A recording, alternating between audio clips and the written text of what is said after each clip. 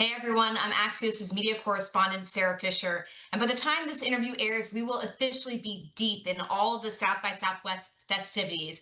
We are so grateful to have been able to record this interview ahead of time with a very important guest who unfortunately couldn't make it to the Axios House in person, but has so much incredible information to give to this topic. I'll be speaking with actor and philanthropist RJ Mitte about the role of media in shaping society's approach to health and wellness. RJ, welcome and thank you so much for taking the time and joining us today. Well, no, thank you so much for having me. I'm a firm believer on this topic, and I love discussing this kind of nature. We are very passionate about it too, and especially at South by Southwest. There's so many important conversations that are happening, but this is one that we wanted to prioritize. And you are just such an incredible role model for so many people. You had a huge breakthrough role with everything with Breaking Bad, and I wanted to just get your, take on what Hollywood gets right about people with disabilities, casting them in roles, and where do you think Hollywood gets it wrong?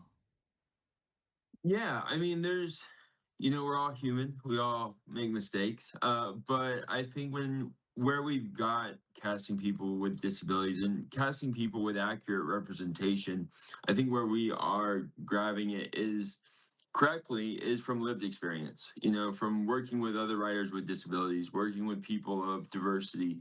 The more conversations we have, the more exposure that we have to people in general gives us a better understanding of lived in experiences.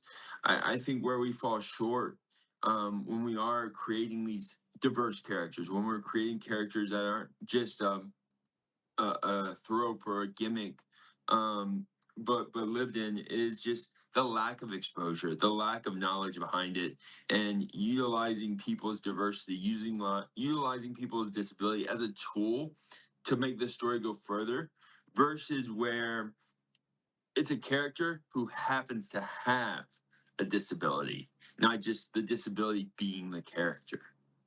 Yes. And to your point on using this as a tool to help speak to more people, do you think for people with disabilities who are watching these shows, do you think it feels authentic to them, or do you think that they still feel like this is, perhaps just kind of like a checking the box or a marketing thing? I think there's a fine line in the reality of that situation. I think some people, that's the only representation they got. That's all they see. And then I see on the other hand where it's inaccurate. It's not a true reflection of what people are or what that disability or what that person lived through. And then it's thrown away. And again, utilized as fluff for the story, not for the character's growth in itself. But sadly, we don't get a lot. Yeah. Well, when you see a show or a film that in your mind, gets the portrayal wrong, what is the real world impact on actual people when that happens? I mean, it's a negative impact. I mean, it's a huge negative impact when you feel misrepresented. I think that hurts most of all when you see someone that has what you may have or may not. Like, it hurts to your soul, and I think that affects people in a negative connotation so much stronger than just a bad show. You get outrage, you get this deep down hate, and I think we have an obligation as filmmakers to do our best to show transparency, to show this realism in our characters, not just because they have a disability or diversity or whatever that is, but just for the story's sake, for the community's sake, and for making a better piece of art. And what does that look like on screen? Does it mean that they give you more flexibility to speak to your experience in the script? Like, how do you portray that better? I mean, I think that goes before you're even on set. I think this starts with conversations way before you're even casting. I think, accurate casting is always something I fought for, and more opportunities for actors with disabilities and people of color. I think it's one of those things where it starts in the writing room. It starts when you're creating these characters of diverse nature, and you have something in mind for that character to do your research, to be involved in the community, to hear from people with lived experience, especially when you're writing stories that do represent other people. You have that obligation. And as a director, having vision, it's so important to have a vision to be able to see it. But when you've never been exposed to people with diversities, with disabilities, you have this idea of what you think they can and can't do. And again, that's up to you to learn, because anyone is capable of anything. It's about working hard, it's about putting it out there, and it's about showing what we are truly capable of with or without a disability. Yeah, it's very helpful to hear you say that the onus is on the people who are making this art, because I think oftentimes the question is like, where does the responsibility lie in these accurate portrayals? And just hearing you say it's got to start in the writer room is really powerful. I cover media for Axios, and one of the things that we've been tracking, a big trend, is these big entertainment conglomerates that are getting into streaming.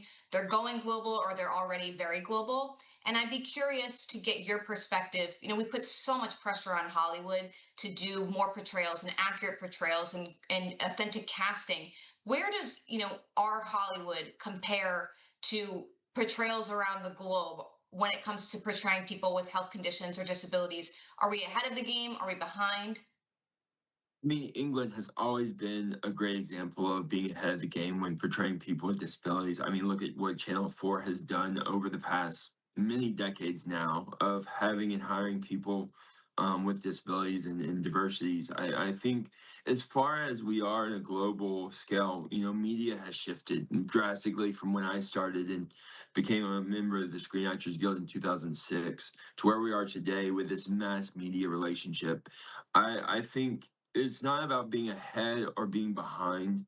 It's about we have to raise the standards of art. We have to go back to not just how quickly can we pump out media, but how can we refine what we have or what we have now? What can we refine in our craft, in our art, in our community, and how can we highlight that to bring it to a higher level of not just a diversity label, but just actors and actresses working together, working in the communities, writers actually having the time and not just trying to sell a script, but make a show or a movie.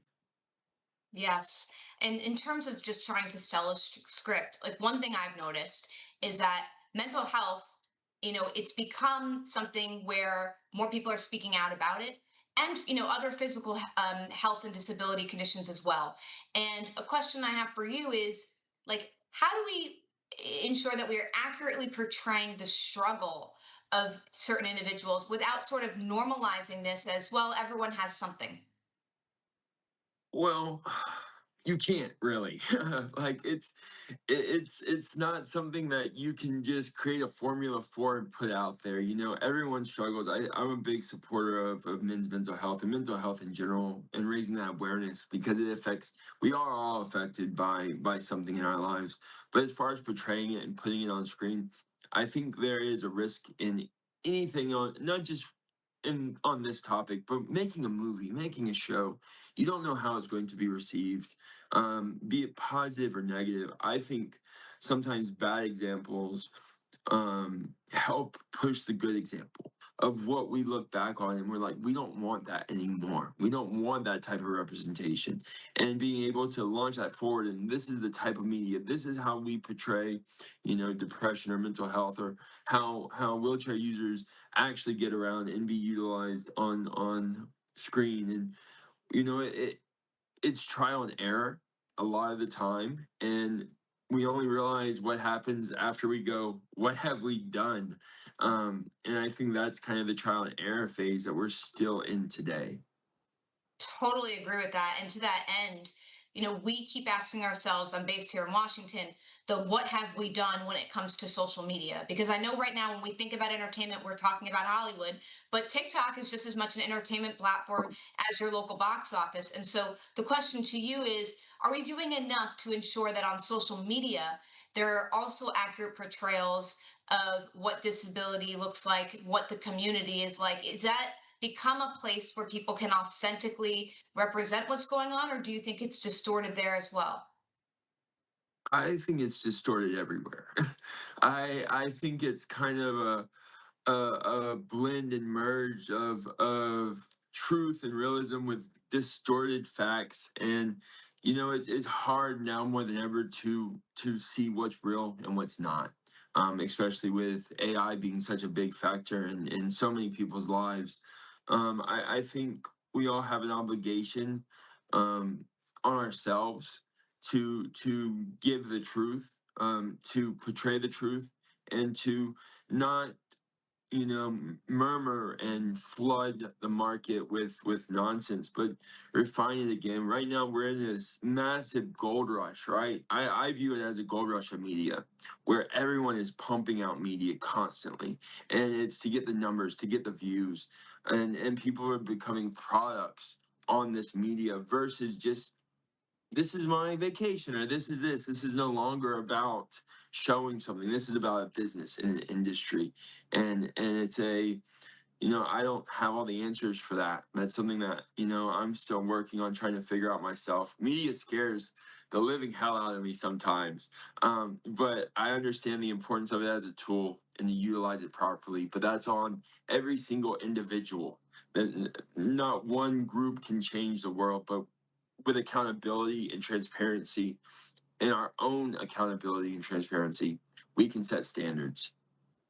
It's so well said. And RJ, one thing I really appreciate, we have a lot of creators who are in our audience at South by Southwest who are documentarians who are making their own films. And just hearing what you said about it starts in the writing room, in the writer's room, I hope that that's a takeaway everyone here can walk away with. RJ Mitte, thank you so, so much for your time. We appreciate it. Thank you so much for yours. Have a great day.